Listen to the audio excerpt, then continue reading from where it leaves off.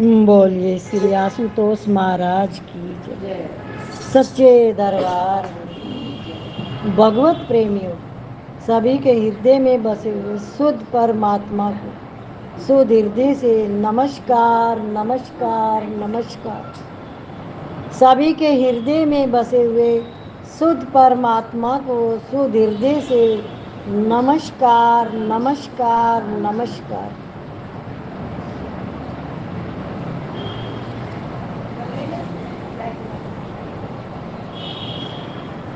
अगर हम अपने को देखें तो अपरा और परा के सिवा हम कुछ नहीं हैं। हमारे शरीर, इंद्रियां, मन, बुद्धि और अहम, ये सब अपरा है और हम स्वयं जीव रूप से परा है।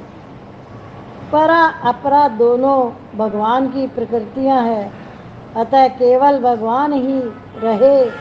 हमारी स्वतंत्र सत्ता नहीं रही। मैं नाम से कुछ नहीं रहा। प्रकृति और प्रकृति वाला, शक्ति और शक्तिमान एक होते हुए भी दो हैं और दो होते हुए भी एक है। एक ही अनेक रूप से दिखता है और अनेक रूप से दिखते हुए भी वह एक है। भगवान कहते हैं परमात्मा एक है और उसके रूप अनेक है। ये जो सृष्टि है ये संकल्प मात्र से बनी हुई है। संकल्प ब्रह्मा जी ने किया एक से अनेक हो जाऊं। अब वही ब्रह्म सत्ता यानी आत्मा आप वही हैं। अब आप जो संकल्प करते हो आपको वैसा ही संसार दिखाई देता है और जिस चिंतन को आप ज़्यादा करते हो वो वासना बन जाती है, वो आपको भोगनी पड़ती है। क्या भोगनी पड़ती है? बार बार चिंतन। तो क्या करें क्या ना करें इसकी हमें समझ होनी चाहिए कि जो जगत है ही नहीं, ईश्वर की पूर्णा, परमात्मा की पूर्णा मात्र जगत है, उसकी परछाई जगत है, तो उसके पीछे मैं अपना स्वयं का क्यों नुकसान करूं कि मैं तो आत्मा हूँ।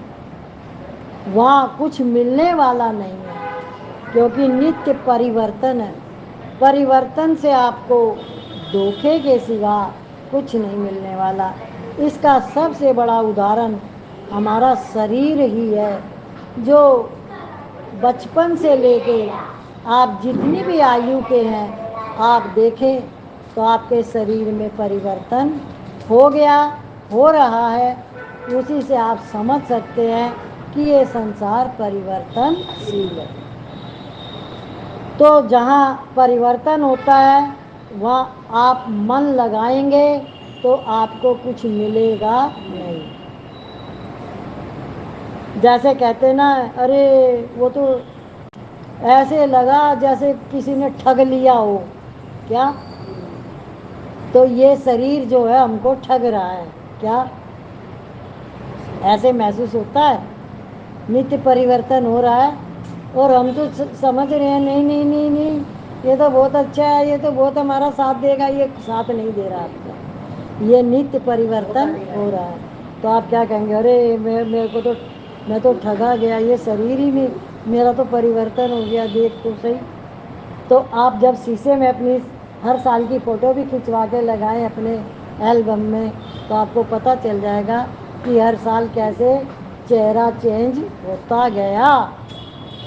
मन से, वाणी से, दृष्टि से तथा अन्य इंद्रियों से जो कुछ सब स्पर्श, रूप, रस, गंध आदि ग्रहण किया जाता है वह सब मैं ही हूँ। अतः मेरे सिवा अन्य कुछ भी नहीं है। यह सिद्धांत आप विचार पूर्वक शीघ्र समझ लें, अर्थात स्वीकार कर लें।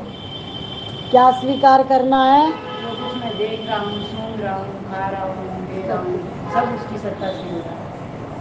वो सब मैं ही हूँ। चैतन्य मानस आपको चैतन्य में जो भी कुछ मुझे दिखाई दे रहा है वो मैं ही हूँ, देखने वाला भी दिखने वाला भी। अब जब बैर भाव करते हो तो आप अपने से ही कर रहे हो, प्रेम करते हो तो अपने से ही कर रहे हो। ये समझ होनी चाहिए कि मुझे क्या करना है। जो भी कुछ करोगे तो किसके लिए? खुद के लिए। तो कांटे कभी मत बोना, हमेशा मीठे मीठे फल बोना, वही आपको खाने को मिलेंगे। जो कुछ प्रत्यक्ष या अप्रत्यक्ष वस्तु है वह सर्वशक्तिमान परमात्मा ही है।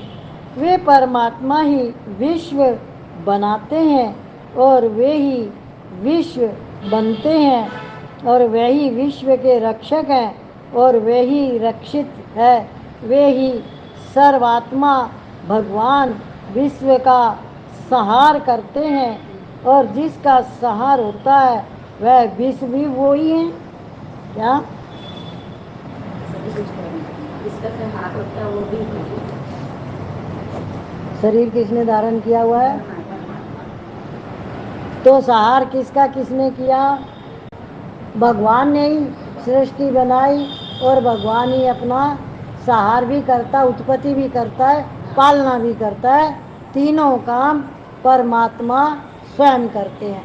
तो वो सब कुछ अपने ही लिए कर रहे हैं, अपने से ही कर रहे हैं।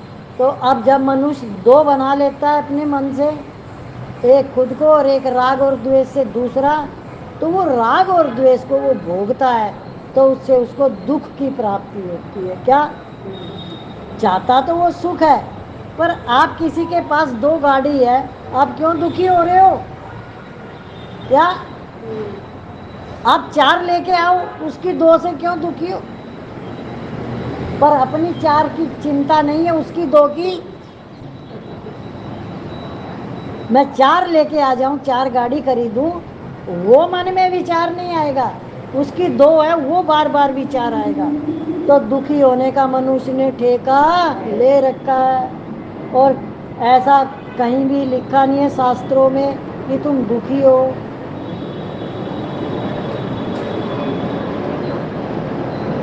अन्न भी मैं ही हूँ और अन्न को खाने वाला भी मैं ही हूँ। संसार को सत्ता देकर उसको अपना मानने और उसकी आवश्यकता अनुभव होने से मनुष्य को परमात्मा से दूरी, भेद और भिन्नता दिखती है। इसलिए साधक को चाहिए कि वह भगवान को अपना माने और उनकी आवश्यकता का अनुभव करें। इन दो बातों का पालन करने से ही साधक का संसार से संबंध विच्छेद हो जाएगा और परमात्मा से समीपता, अभेद तथा अभिन्नता का अनुभव हो जाएगा। तात्पर्य ये हुआ कि साधक जब तक परमात्मा के सिवा अन्य कुछ भी सत्ता मानता है तब तक उसकी परमात्मा से दूरी, भेद तथा भिन्नता बनी रहती है। एक परमात्मा के सिवा कुछ नहीं है। इस वास्तविकता का अनुभव होने पर दूरी, भेद तथा भिन्नता मिट जाती है और साधक साध में लीन हो जाता है। सब कुछ भगवान ही है, यह गीता का सर्वश्रेष्ठ सिद्धांत है और इसका अनुभव करने वाले को भगवान ने अत्यंत दुर्लभ महात्मा कहा है। गीता के 7वें अध्याय का 19वां श्लोक श्रीमद् भगवत में भगवान ने कहा है,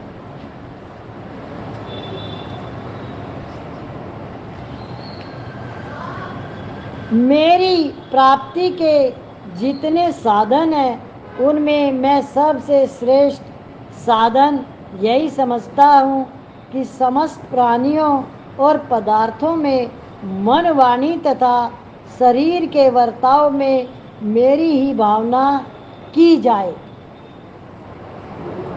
क्या समझ में आया? कर्म नहीं दिया था जो मैं करूँगा तुम्हारी को मैं खाली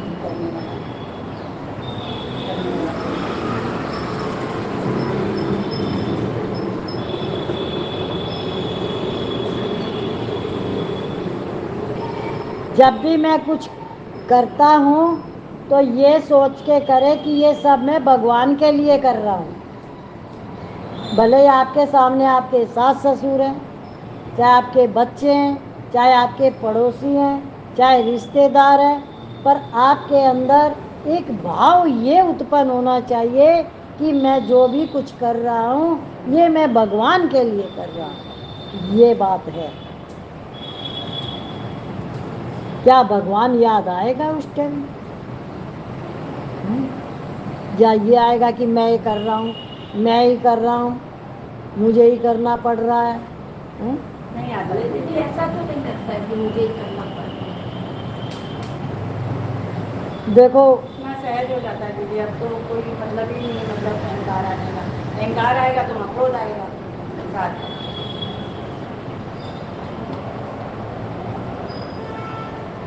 देखो, अपना जो वस्त्र मैला या साफ खुद को देखना है, वो है चित्त की शुद्धि। चित्त की शुद्धि होने से आपका पात्र साफ हो जाएगा, तो उस पात्र में आप जो डालेंगे वही आपको मिलेगा। पात्रता होनी चाहिए। पात्रता का अर्थ होता है सही दिशा में, चेतना में रहना। यानी चैतन्य महाप्रभु कौन है? वो मैं ही हूँ। जो चेतना में रहता है वो अपनी कर्तव्य कर्म को करते हुए कभी भी अहम भाव में नहीं आता, अहंकार में नहीं आता।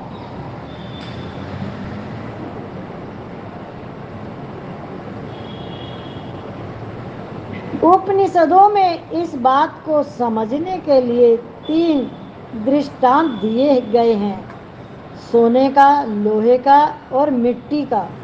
जैसे सोने के अनेक गहने होते हैं, उन गहनों की आकृति, नाम रूप, तोल, उपयोग, मूल्य आदि अलग अलग होने पर भी उनमें सोना एक ही होता है।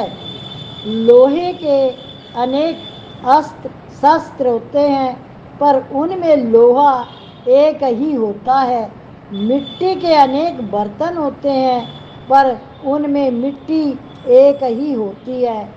ऐसे ही भगवान से उत्पन्न हुई सृष्टि में अनेक प्राणी, पदार्थ आदि होने पर भी उनमें भगवान एक ही है। सोने से बने हुए गहनों में सोना प्रत्यक्ष दिखता है, लोहे से बने हुए अस्त्र शस्त्रों में लोहा प्रत्यक्ष दिखता है, और मिट्टी से बने हुए बर्तनों में मिट्टी प्रत्यक्ष दिखती है। परंतु परमात्मा से बने हुए संसार में परमात्मा प्रत्यक्ष दिखते नहीं दिखते, इसलिए सब कुछ परमात्मा ही है। इस बात को समझने के लिए गेहूं के खेत का दृष्टांत दिया जाता है।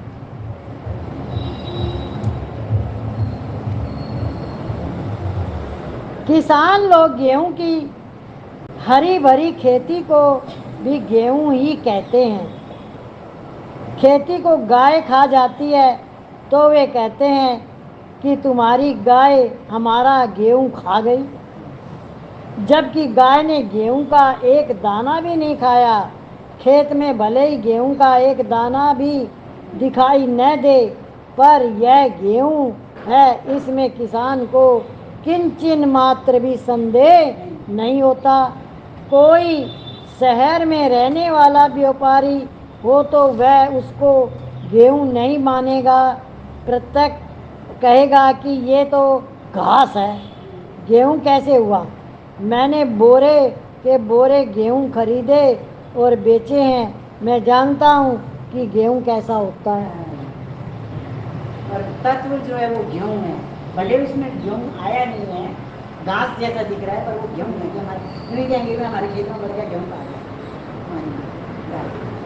बहुत बढ़िया उदाहरण दिया है। किसान ने जब बोया था तो वो गेहूं बोया था, अब वो जब तक उस खेती को निकाल नहीं लेगा बाहर, तब तक वो गेहूं ही कहेगा,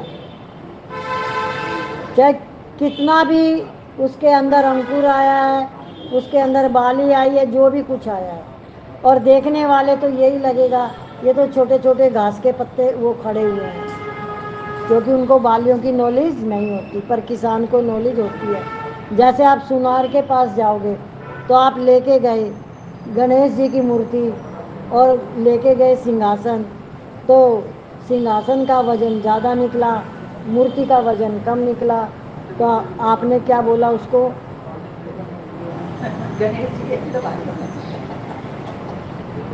सोना देखेगा वो तो गणेश जी मारेंगे। तो सुनार ने क्या कहा? गणेश जी में इतना सोना है और सिंहासन में इतना सोना। वो सोना बोल रहा है, वो तुम्हारे ये नहीं कह रहा ये तुम्हारे गणेश जी है या सिंहासन है।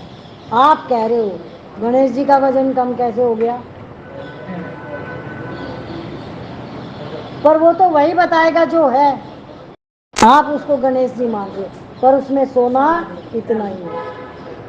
ऐसे ही तत्व जो है परमात्मा है, सृष्टि का आधार परमात्मा है, तो उसको जिसने जान लिया तो वो इस संसार से मोह नहीं करेगा, इसमें नहीं फंसेगा। क्या? संसार के मायाजाल में नहीं फंसेगा। हाँ, तो बाहर निकलने का रास्ता क्या है? किसको पता है बाहर निकलने का रास्ता? क्या? ये सब में उस परमात्मा का दर्शन, सब कुछ परमात्मा है, ऐसा चाहेंगे। आपने क्या बोला? मौन में रह के। और ये सब कुछ परमात्मा है, सब कुछ परमात्मा। तो बाहर निकल गए, निकल गए। बाहर निकलने का रास्ता, इसमें आपको जो भी कुछ दिया है परमात्मा ने, देश काल पदार्थ, घर के क्रम प्राणी, रिश्तेदार, पड़ोसी, उन सब से आपको प्रेम करना है। क्या? उनसे प्रेम करना है, द्वेष नहीं करना है। जब आप प्रेम करते हो तो आपके भीतर में आनंद और शांति रहती है, तो व्यवहार भी शुद्ध होता है। तो जब शुद्धता पवित्रता का आप व्यवहार करते हो तो उसके जो आपको परिणाम आते हैं वो परमात्मा से आते हैं, तो उसमें हमेशा आनंद ही आएगा, शांति ही आएगी। सब कुछ जैसा का वैसा ही है। क्या? जो था जैसा ही है, पर परिवर्तन क्या हुआ कि मुझे प्रेम करना है। और वो प्रेम कब होगा? जब हमारे अंदर वृत्तियों में वैराग होगा। वैराग किस चीज का? आपको घर छोड़ के नहीं जाना है, खाना नहीं छोड़ना है। वैराग का अर्थ होता है जो भी कुछ आपके पास है वो सब कुछ परमात्मा का है, आप उसका यूज करो, उसका उपभोग मत करो। उपभोग करने से आपकी आसक्ति हो जाएगी, आसक्ति हो जाएगी तो आप संसार में फंस जाओगे। लेकिन फिर भी आपको एक दिन छोड़ना तो पड़ेगा ही। तो ठीक इसी तरह परमात्मा का साथ जब आपको चाहिए तो उसके पूरे सिस्टम को पहले जान जाए और फिर उसमें आनंद और शांति से रहे। अभी आप बिस्तर पे सोने जाते हो, अगर आपका मन शांत है तो आपको कितनी गहरी नींद आएगी, और मन में दुविधा पाल रखी है तो नींद आएगी? क्यों? और उसका कोई मतलब है उस दुविधा का? क्या आप कुछ कर सकते हो? पर वो दुविधा आपकी जब ही मिटेगी जब आपके अंदर शांति होगी, आनंद होगा, और विषय विकारों से आप दूर होंगे। विषय विकार क्या है? 5 ज्ञान इंद्रियां, 5 कर्म इंद्रियां, 5 विकार, 5 ज्ञान इंद्रियां, 5 विकार, ये है आपके विषय और विकार। परंतु किसान यही कहेगा कि ये वह घास नहीं है जिसको पशु खाया करते हैं, यह तो गेहूँ है।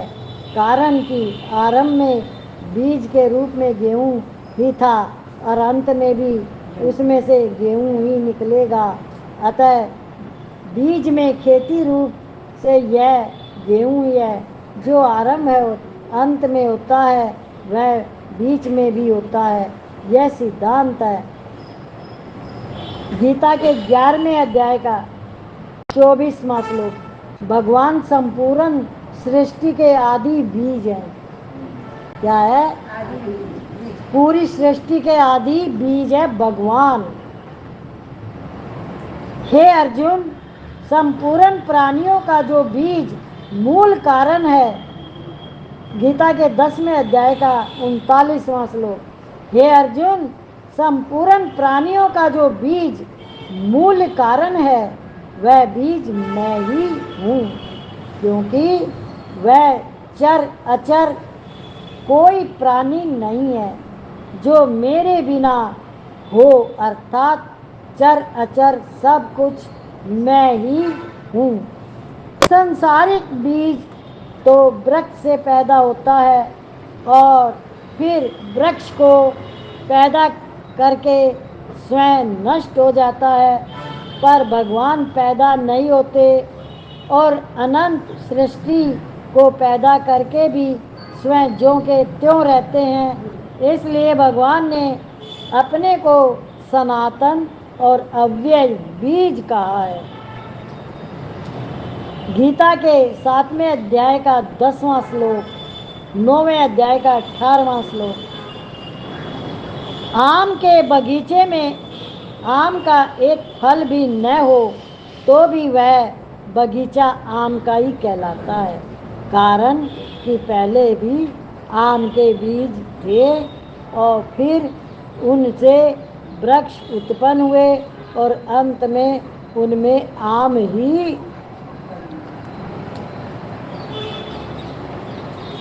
निकलेंगे। जैसे जब आम का सीजन चला जाता है तो हम क्या कहते हैं, देखो ये आम का पेड़ है, उसमें आम नहीं लगे हुए हैं, पर हम क्या कहेंगे?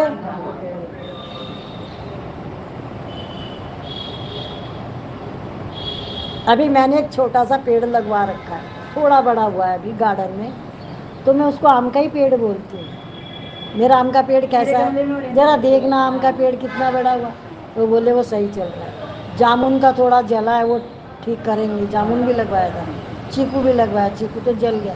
तो अभी बरसात बहुत हुई अब की बार, तो हम क्या कहेंगे? आम का पेड़ है ये, उसको कभी भी और कुछ नहीं कहेंगे।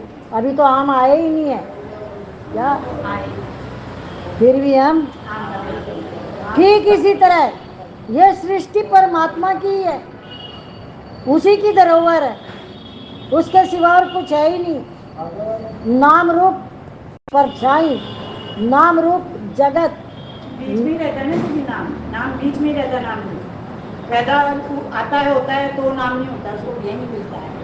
जब मरता है तो उसके सारे रिश्ते नाते सब बच जाते हैं। बीच बीच में नाम बीच में रहता है। ऐसे ही आम का जब बोया, जब आम का था तो बीच में पेड़ दिखा, भले इसमें आम नहीं है, तो यूं ही कहेंगे कि आम का पौधा है, और लास्ट में आम लगेंगे तो भी आम। दैट इज आम। कहाँ पीना? आदि मध्य में, आदि में।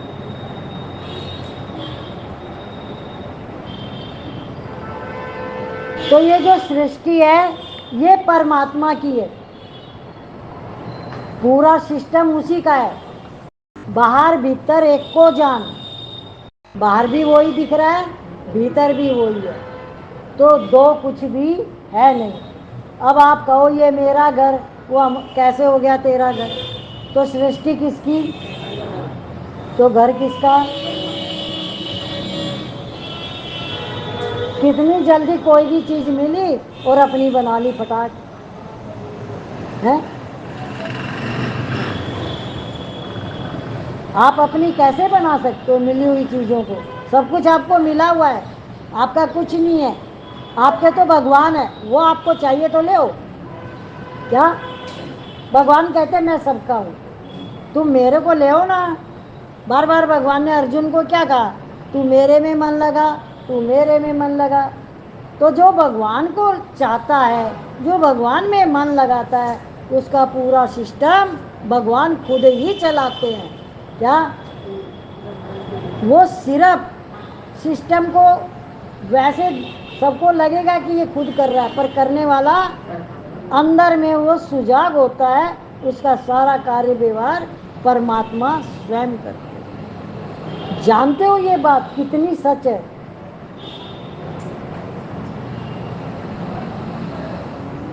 देखो मीराबाई की ज्योति में ज्योत मिलाई भगवान श्री कृष्ण में, वो इतनी बड़ी भक्त थी। सबरी की ज्योति में ज्योत मिलाई। भगवान ने नोदा भक्ति का ज्ञान दिया सबरी को।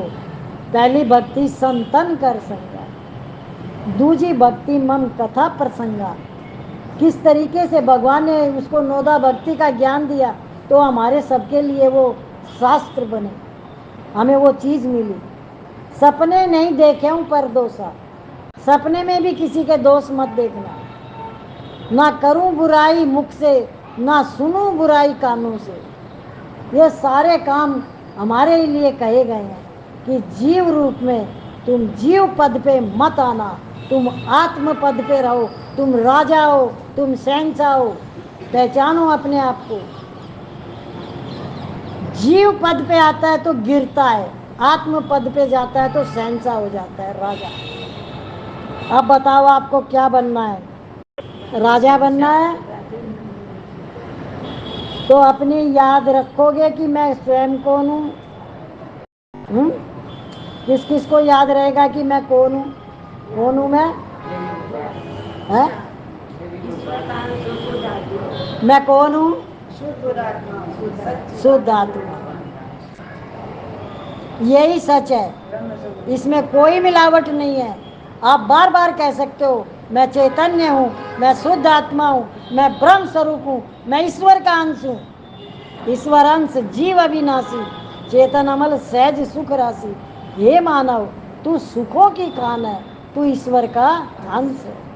हम भगवान की संतान हैं। बोलिए श्री आशुतोष महाराज की जय, सच्चे दरबार की जय।